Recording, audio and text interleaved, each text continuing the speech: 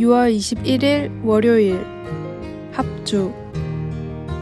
아이들의 학교 혹은 교회 악단 연주회를 본 적이 있습니까?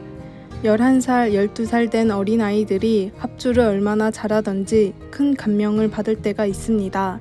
만약 각자가 독주를 하고 싶어 했다면 악단 전체가 함께 만들었던 그런 멋진 연주는 개개인으로서는 불가능했을 것입니다. 목관악기, 금관악기, 타악기 모두 자기들이 맡은 역할을 잘 해냅니다. 바울은 로마의 교인들에게 다음과 같이 썼습니다. 우리 많은 사람이 그리스도 안에서 한 몸이 되어 서로 지체가 되었느니라. 우리에게 주신 은혜대로 받은 은사가 각각 다르니.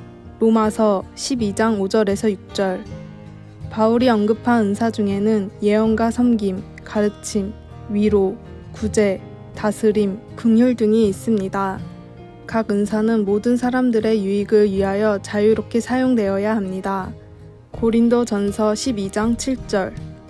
영어로 인 컨설트는 디자인이나 계획이 일치하는 것, 연합된 행동, 조화나 일치 등의 뜻을 가지고 있습니다. 그것은 예수 그리스도를 믿음으로 하나님의 자녀가 된 우리를 위해 주님께서 계획해 놓으신 것입니다. 형제의 사랑으로 서로 다정하게 대하며 존경하기를 서로 먼저 하십시오. 목표는 경쟁이 아니라 협력입니다. 어떤 의미에서 우리는 우리를 보고 듣는 세상이라는 무대에 매일 서 있습니다. 하나님의 악단에는 독주자가 없으며 모든 악기가 하나하나 다 중요합니다. 우리 각자가 맡은 부분을 다른 사람들과 연합하여 연주할 때 최고의 음악이 나오게 됩니다. 말씀. 이와 같이 우리 많은 사람이 그리스도 안에서 한 몸이 되어 서로 지체가 되었느니라. 우리에게 주신 은혜대로 받은 은사가 각각 다르니. 로마서 12장 5절에서 6절. 찬송 220장. 사랑하는 주님 앞에. 기도. 주님은 우리 삶의 지휘자이십니다. 오늘 주님의 자녀들과 함께 주님의 사랑과 은혜의 노래를 연주하기를 원합니다. 아멘.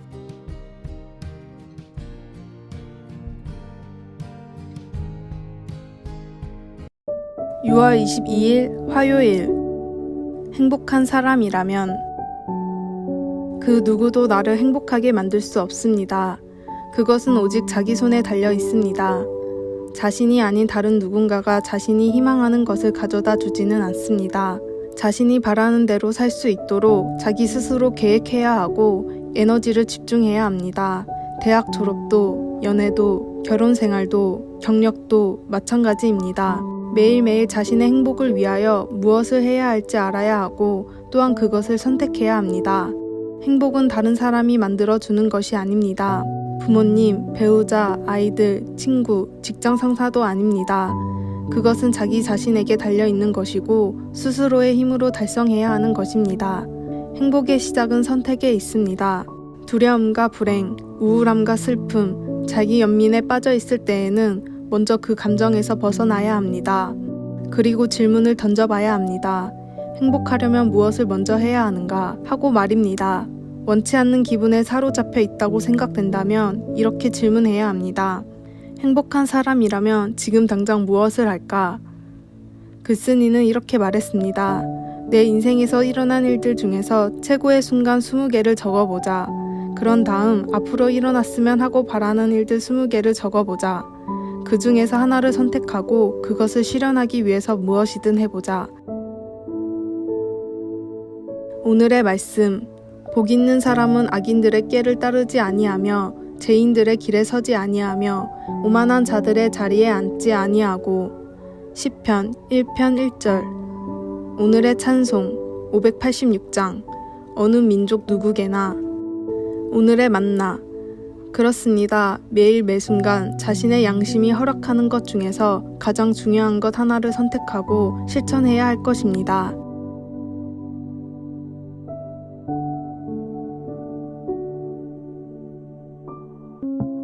(6월 23일) 수요일. 끝나지 않은 일들. 위대한 예술가 미켈란젤로는 죽을 때에 많은 미완성 작품들을 남겼습니다. 하지만 그의 조각상들 중 4가지는 완성할 계획이 전혀 없었던 작품들입니다. 그 작품들은 수염을 기른 노예, 아틀라스 노예, 깨어있는 노예, 그리고 어린 노예인데 그것들은 완성되지 않은 것처럼 보이지만 미켈란젤로가 의도했던 그대로를 보여주는 작품들입니다.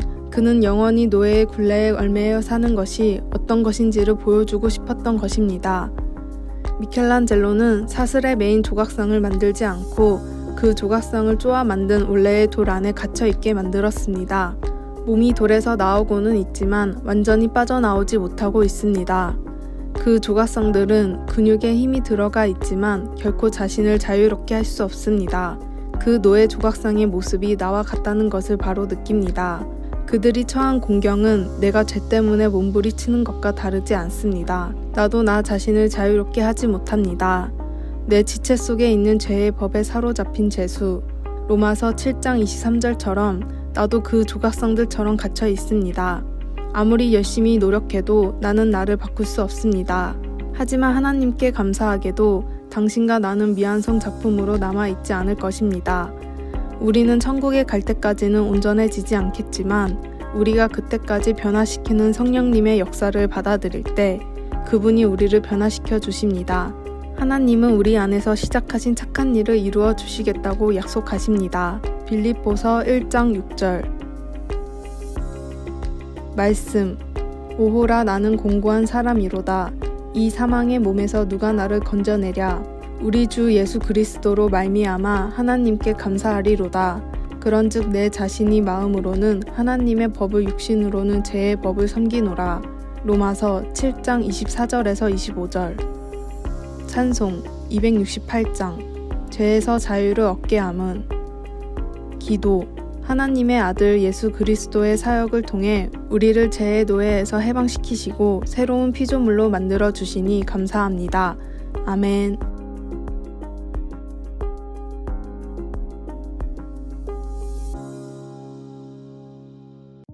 6월 24일 목요일. 진짜 중요한 인맥. 옥스퍼드 대학의 인류학자 로빈 덤바는 고고학적 연구를 통해 인간은 150명 정도의 친구만 사귈 수 있다는 결론을 내렸습니다. 덤바의 숫자, 덤바의 법칙이라고 불리던 이 이론은 최근의 뇌과학 연구에 의해서도 증명됐는데 150명 정도와 관계를 맺는 것이 뇌의 인지 능력의 한계였습니다. 라스베가스에서 공연을 하는 마술사 릭 렉스는 자신은 보통 사람보다 훨씬 기억력이 좋다며 덤바의 숫자를 깨려는 실험을 했지만 그 역시 150명이 넘어서자 다른 사람과 착각을 해 대화를 잘못하며 도전에 실패했습니다. 우리 사회 역시 많은 사람들이 넓은 인맥을 중요하게 여기지만 하버드 대학의 연구에 따르면 150명의 친구보다도 15명의 진짜 친한 친구가 삶에는 훨씬 도움이 된다고 합니다. 하버드 대학의 연구를 간략히 정리하면 다음과 같습니다. 첫 번째, 많은 친구보다 가까운 친구가 건강 상태에 긍정적인 영향을 준다. 두 번째, 친밀도를 높이기 위해선 자주 얼굴을 보고 교류를 해야 한다. 세 번째, 시간은 유한하기 때문에 친밀한 관계를 많이 맺기는 힘들다. 네 번째, 그러므로 넓은 인맥보다는 진실한 관계를 중요하게 여기는 것이 더 중요하다. 사업을 성공하려면 절친한 동업자가 있어야 하고 신앙을 성공하려면 진실한 동역자가 있어야 합니다. 하나님의 일을 함께하는 선한 동역자들과 더 자주 교제하고 더 힘써 연합하십시오. 오늘의 말씀. 인류의 모든 족속을 한 혈통으로 만드사 온 땅에 살게 하시고 그들의 연대를 정하시며 거주의 경계를 한정하셨으니. 사도행전 17장 26절. 오늘의 찬송 219장. 주 하나님의 사랑은. 오늘의 만나. 주님, 하나님의 일을 위해 더 연합하고 더욱 교제하게 하소서. 다니는 교회와 구역, 소속 부서의 활동을 중요하게 여깁시다.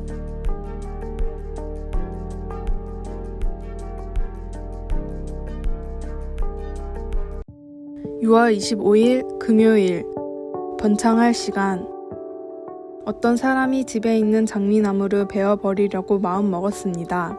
그 집에서 3년을 사는 동안 그 나무는 꽃을 제대로 피우지도 못했고 이제는 꽃도 맺지 못하는 가지들이 온 사방으로 뻗어나가고 있었기 때문입니다. 그러다가 좀 바빠진 관계로 정원일이 지연되었습니다. 그런데 그것이 다행이었습니다. 불과 몇 주 후에 그 나무는 지금까지와는 전혀 다르게 꽃을 활짝 피우기 시작했습니다. 향기가 가득한 커다란 하얀 꽃들이 수백 개나 뒷문을 넘어 뒤뜰에 가득히 피었고 땅바닥에는 아름다운 꽃잎들이 가득 뿌려졌습니다. 장미나무가 이렇게 회복된 모습을 보며 누가복음 13장 6절에서 9절에 나오는 예수님의 무화과 나무 비유를 생각합니다. 이스라엘에서는 무화과 나무를 심고 열매를 맺을 때까지 3년을 기다리는 것이 관습이었습니다. 그래도 열매를 맺지 못하면 잘라버리고 그 땅에 다른 것을 심었습니다. 예수님의 비유에서 가수원지기는 주인에게 어떤 한 나무가 열매를 맺도록 1년을 더 참아달라고 부탁합니다. 그 비유의 전후 관계를 보면 이스라엘 백성들은 그들이 살아야 할 도리대로 살지 않았고 하나님은 그들을 마땅히 심판하실 수도 있었지만 참으시고 그들이 하나님께로 돌아와 죄를 용서받고 활짝 필 시간을 더 주셨다는 것입니다. 하나님은 모두가 번창하기를 원하시며 그렇게 하라고 시간을 더 주셨습니다. 우리가 아직도 믿음을 찾아 나아가고 있든지 아니면 믿지 않는 가족과 친구들을 위해 기도하고 있든지 그분의 오래 참으심은 우리 모두에게 좋은 소식입니다. 말씀 대답하여 이르되 주인이여 금년에도 그대로 두소서 내가 두릅하고 걸음을 줄이니 누가복음 13장 8절 찬송 527장 어서 돌아오 기도 하나님은 이 세상에 그분이 베푸신 용서에 반응할 충분한 시간을 주셨습니다. 아멘. 아래의 빨간색 글자 구독을 누르시어 더 많은 전도의 열매를 맺으시기를 기도합니다.